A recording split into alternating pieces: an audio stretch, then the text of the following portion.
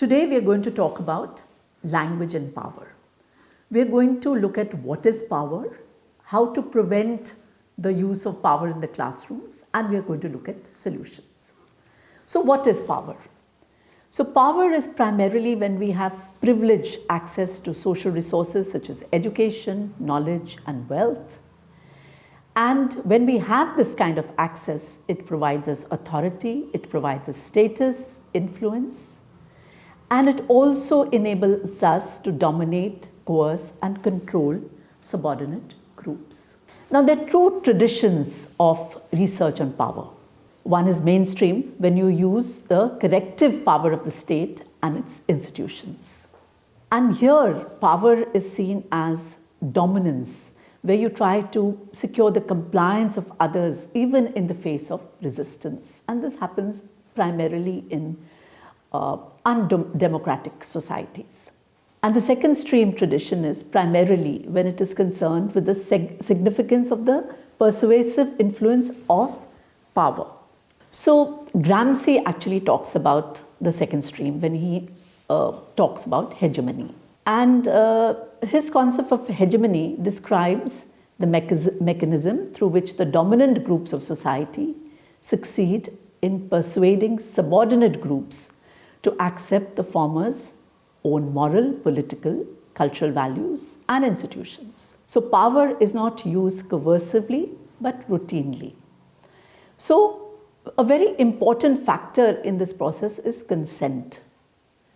The subordinate groups consent to the social order and they regard it as universally beneficial and even commonsensical. So how do you do that? That is done by constructing political alliances. So the ruling group sort of builds and maintains political alliances. So many people sort of agree with them. And then the second is by generating consent among the population. And of course, the third is where you build a capacity of coercion, which you don't really use it, but you have this capacity of coercion, which is through the police, the courts, the prisons, and the military. And this sort of is enough to make people behave. Then we have Foucault's model. And Foucault sees power as productive. It's a sort of complex and continuously evolving web of social and discursive power relations. And here people negotiate, they contest, and they sort of absolutely evolve a kind of web. And power here is never fixed and stable. Then we come to actually what is Fairclough, but before that, hold your thought, because we are going to talk about ordinary conversation. So what happens when we have a conversation with each other? We all tacitly agree to cooperate and talk. We all contribute to this interaction on an equal basis. We have the same discoursal rights, we have the same obligations. But if you look at institutions, what happens in an institution? There is, of course, language, and we'll talk about the language in a minute. But primarily, institutions are associated with physical buildings, such as schools, hospitals, media organizations, prisons, or courts of law. And here you find a sort of asymmetrical speaking rights and obligations. And these institutions are actually very closely linked to power and serve the interests of certain powerful groups. So the powerful group in an institution can constrain the contribution of the less powerful participants in terms of spoken discourse. So Fairclough talks of 4 devices that are used to do this. So I said Fairclough has his own model. So he has, where the institution is concerned, 4 devices to assert power. And this is quite commonly used in classrooms. So I want teachers to be very aware of this. One is interruption. So here the dominant group can dismiss or ignore the contributions which they consider irrelevant. And here the dominant speaker is the the teacher. So she can dismiss a child's contribution, she can ignore a child's contribution, and this is what we keep telling our teachers not to ignore. She can also enforce explicitness, and this is probably a good device, because what happens is we can, when we push our children and tell them, look, this is not clear, please be more clear, we are actually demanding speakers to make their statement less ambivalent, and in a sense what we're trying to do is help the children to come up with clarity. So this is something that we can use. Then of course all teachers control the topic, as in all institutions the topic is controlled by the teacher, but here again we want the teacher to have the children as well have their say where topics are concerned. So where formulation, so then the last is formulation. Formulation is primarily summarizing, glossing, giving a gist of the previous speaker's statements or of the class's statement. And this serves to check an understanding of what has transpired from this interaction. It's also a big controlling device, because if you have an agenda, then you make the children or you make the participants accept your version. So this is quite a powerful device. So but this can be used in the classroom as well, all these devices. And what we should do is make these devices as children friendly as possible, as learner centered as possible. Then I want to actually come to the next business of language and power, which is language versus dialect. Now, a language has many varieties, as we all know. It has geographical varieties, which are called dialects, social varieties, sociolects, gender-based varieties, age-based varieties, situational or stylistic varieties. Now, when we talk about language and the varieties of the same language, we always talk about the language as being something superior. But here I want to tell you that there is no linguistic criteria for differentiating between a language and a dialect or vernacular. There is nothing in a standard language which makes it more superior than any dialect. Of course, there is structural similarity or dissimilarities which tell different languages apart. For example, Chinese and English are very apart in terms of their linguistic structures. They're very dissimilar. Hindi, Urdu and Punjabi are structurally and lexically very similar, while you'll have Kannada and Marathi, which are structurally almost the same but lexically dissimilar. But what I want you to remember is that the powerful community, the verbal mode of communication of a powerful community or a powerful people may be called a language, and that a community not enjoying power may be called a dialect. So it has nothing to do with the language per se. It is about how much power one wields. And that doesn't mean that you cannot talk of separate languages, but when you talk about languages and dialects, be very, very certain that this is all about political power. Then let's talk about this process of standardization. Now, this also demonstrates the nexus that exists between language and power in any society. So you have different varieties of a language in a geographical area, but which language do you think is chosen, or which variety do you think is chosen? It is the variety which is associated with the rich and the powerful, which is selected. So that's the first step. Then, in the second step of standardization, you have elaboration of functions of the selected variety. So it is this language is extended to all places of power, that is education, medicine, technology, administration, law, high status jobs. So it's in all these spheres. So you won't have people speak Awadhi or Bhojpuri in education or medicine, but you would have Khadi Boli, for instance, or you will have English instead of Hindi sometimes. So it's all about status and power. And third is codification. That is, The rules, spelling, words of the standard variety are codified and enshrined in grammars and dictionaries. So then it comes down to the correctness and purity, which are the defining features of a standard variety. And any deviation from the so-called standard is incorrect or dialectical. And this is because of this asymmetrical power equations. So it is through this processes of standardization, which is selection, elaboration of function, codifications in grammars and dictionaries, that the powerful and the rich people get an additional instrument to wield their power. Let me be very dramatic. 90% of the languages that are part of our oral tradition are likely to be extinct by the end of the century. So, which is a very, very traumatic and sad thing, because who are the bearers of these languages? They are the indigenous people and the migrants that are the bearers of this linguistic and cultural diversity, and their languages are going to get extinct. And remember that when a language and culture die, a very important aspect of a set of people die.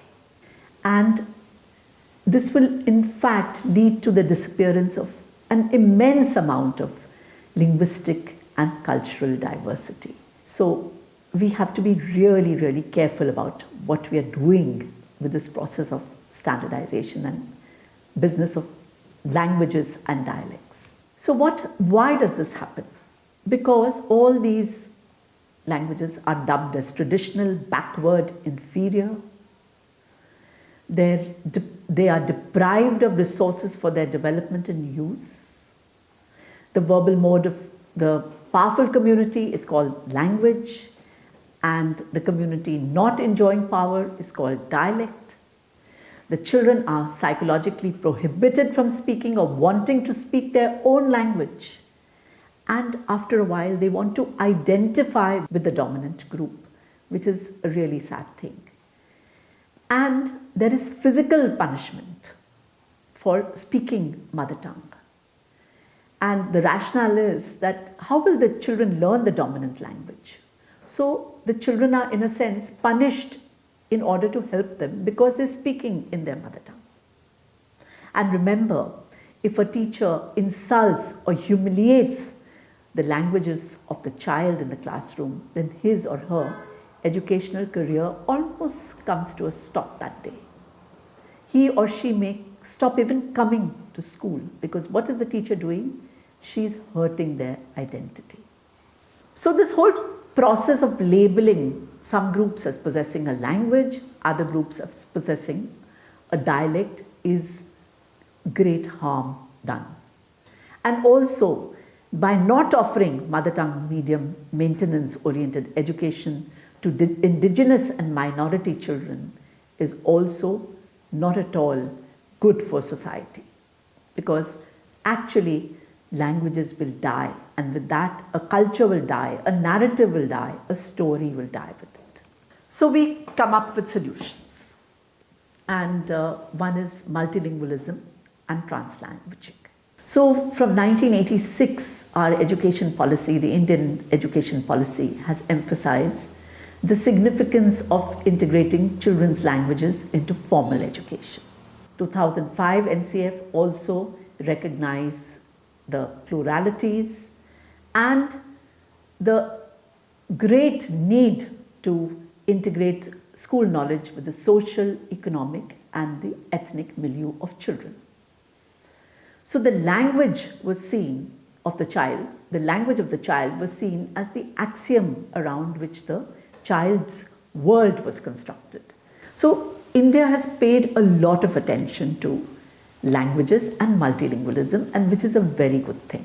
As Garcia says, in multilingual societies like India, children bring with them a number of ways of languaging when they come to school.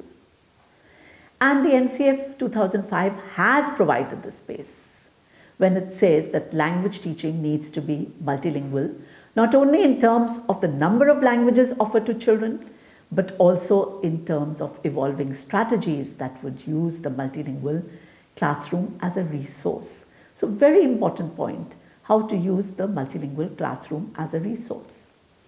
But there is no reference to the hybrid linguistic structures and fluid language practices in the curriculum. So what is happening is, the goal is like, okay, we have the first language, then we have the second language and the third and fourth, and we expect a monolingual-like proficiency for each of these languages, which is not authentic and also not feasible given the multiplicity of languaging practices that are prevalent in the Indian context. So actually, our pedagogical stances that we do not allow hybrid structures that are part of our day-to-day conversations. So schools do not allow hybrid structures. And so while our education policy claims that it is all about multilingualism, it is actually tacitly promoting a form of monolingual multilingualism. And Mohanty actually calls it nominal form of multilingual education and claims that India is only superficially multilingual, but it is monolingual at an underlying level. Because, again, as I mentioned earlier, that the fluid and dynamic practices, which are so wonderful and beautiful, that typically characterize the nature of multilingual speakers' linguistic repertoire within the Indian context, find no resonance in the classroom. So the teachers, what do? They put a garb of monolingual speaker or educator. And because they want to give maximum exposure to students in the target language. So such a method neglects, in a sense, the languages, the multilingual resource that the children have. So the Indian classrooms, in a sense, are guided by these monolingual ideologies, and we need to get away from this thinking. So what happens is, we should probably understand what is translanguaging and how to use it in the classroom. Translanguaging refers to the act of using linguistic resources in fluid and dynamic ways, such as that the boundaries that are drawn between languages like Hindi and English are blurred, And scholars who discuss translanguaging argue that this notion of one language plus another language equal to two languages is reductive and inadequate in explaining multilingual situations. And there's a suggestion that code mixing and translating, which are normally done, should be allowed. So even in the Indian classroom, we should focus probably on the dynamic and fluid nature of the competencies that are employed by multilinguals in communicative contexts. This will give such a richness to even the classroom, which does not mean that the target language will not be taught, but it can be taught in a much more humane and multilingual way. So we should not have this paradox of an overt commitment to multilingual goals, but covert association with monolingual ideology. So, in fact, whatever the teacher may do, these languaging practices do enter classrooms. Because teachers who will prevent the students from engaging in code switching and code mixing will use translanguaging practices. Because when they have to explain a concept to the students, they have to use the mother tongue, they have to use the regional language, they have to use other languages. So some forms of translanguaging anyway enter classrooms, but it would be better if it is used without any thought of why are we doing it, are we doing the right thing, are we not doing the right thing. So if it is used naturally, it would enrich the child, it would make the child feel better, and probably language acquisition would be much more robust. Then we come to solution 2. And here again, let us try and minimize the power relation and bring a sort of critical pedagogy into the ELT or into any classroom. I've mentioned an ELT classroom, but it can be any language classroom. It can be any classroom itself. Critical pedagogy primarily is an approach to language teaching and learning which looks at the classroom essentially as part of the wider social context and is based on the argument that discrimination and marginalization that is prevalent in social systems will be reflected in the educational system as well, and it will reproduce the same biases. And what it does is it seeks to empower learners to make them think and act critically so that they can transform their lives. Because here also remember that the ideas and values of the powerful get accepted, and these are promoted at the cost of others whose voices are not powerful. Critical pedagogy seeks to transform the relations of power, which are obviously oppressive. And it is based on the idea of a just society in which people do not suffer from any kind of discrimination and marginalization and have full control of their lives. So, what is the role of the learner in critical pedagogy? So, as we know, learner comes to the class with enormous linguistic and cognitive potential. But remember, some of this knowledge and experience is problematic. It could be sexist, it could be casteist. So what is the teacher's role? So the teacher's role also is to do with classroom management, classroom transaction, and the physical structure. So instead of a teacher front classroom, it should be all about pair work and group work. It should be about encouraging learners to respond first. It is about giving them confidence, making sure that nothing that they say is trivial, and intervening only when it is necessary. So the teacher is not this all-powerful alien, but is actually a learner amongst learners. So let us talk about the difference between mainstream versus critical pedagogy. So in mainstream pedagogy, learning is a detached cognitive activity. But in critical pedagogy, learning is a personal thing. It's something unique to a child. So it's not something detached, but something unique to the child. In the mainstream, learning involves the mind in analysis, comprehension, and interpretation. There is no place for emotion, imagination, intuition, because this could distort objectivity. But critical pedagogy is quite different. Learning is personal. The personal cannot be detached from the learning process. One is consciously part of one's influences, of one's consequences, of one's implications. So, and all this is part of the learning process. In the mainstream, again, learning is about impartiality and neutrality. But in critical pedagogy, learning is located in the environment and conditioned by the influences of his or her context. So the context becomes very important. The personal becomes very important in critical pedagogy. Then the learning processes in mainstream are universal. Knowledge is value free. In critical pedagogy, the knowledge that people produce or acquire is grounded in their social practice and material context. And everything is value laden. Everything is ideological.